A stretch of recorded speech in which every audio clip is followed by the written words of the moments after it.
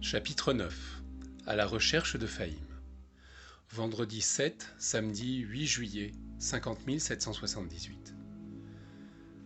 L'après-midi a été longue.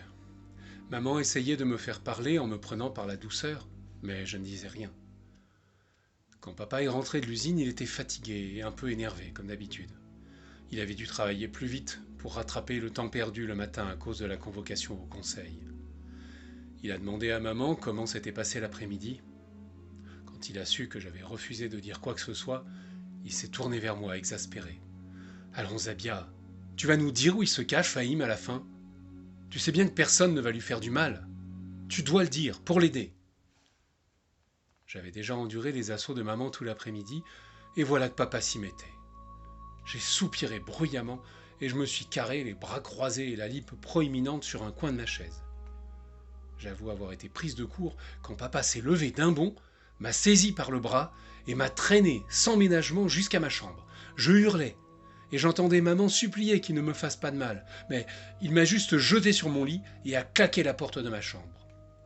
J'ai enfoui ma tête dans l'oreiller et je suis parti en gros sanglots mouillés. J'en avais assez de tout ça. Les adultes étaient trop méchants, trop bêtes. Je ne sais pas combien de temps j'ai pleuré. Je me rappelle juste que quand j'ai ouvert les yeux, il faisait jour. J'étais encore habillé de la veille et mon estomac criait famine. Je me suis retourné sur le dos, les yeux au plafond, et j'ai attendu que mes pensées se rassemblent.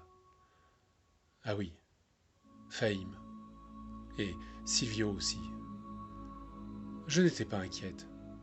J'étais presque sûr que Fahim s'était réfugié chez notre vieil ami, le temps que la tempête retombe. Pieds nus, je suis descendu du lit, j'ai ouvert la porte et j'ai marché dans le couloir jusqu'à la cuisine. Maman était là, assise à la table, dans les rayons du soleil levant, une tasse fumante à la main. Elle me guettait patiemment. Quand elle m'a vu, elle a eu un sourire lent. Elle n'a pas bougé. Je me suis avancé vers elle et je l'ai embrassée.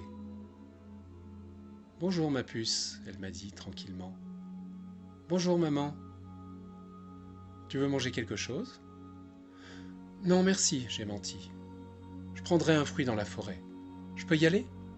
D'abord je voudrais que tu te laves et que tu enfiles ces vêtements propres. » Elle avait plié un short et un petit haut orange sur un coin de la table. Je ne voulais pas me la mettre à dos. J'ai pris les vêtements propres et suis allé me laver. En revenant, je lui ai demandé « Je peux y aller maintenant ?» Maman avait terminé sa tasse et se préparait à la laver. Sans se retourner, elle m'a dit « Oui, mon cœur, tu peux y aller. Sois prudente. Et reste avec les autres, surtout. »« Oui, maman, je serai prudente. » J'ai fait une bise à maman et je suis sorti en coup de vent. J'ai couru jusqu'à l'atrium. Les autres n'étaient pas là. Il restait juste le tas de chaussures. J'ai rajouté mes sandales et je suis parti sur les sentiers. J'avais décidé d'aller d'abord à la cascade. C'était là que j'avais vu Fahim pour la dernière fois.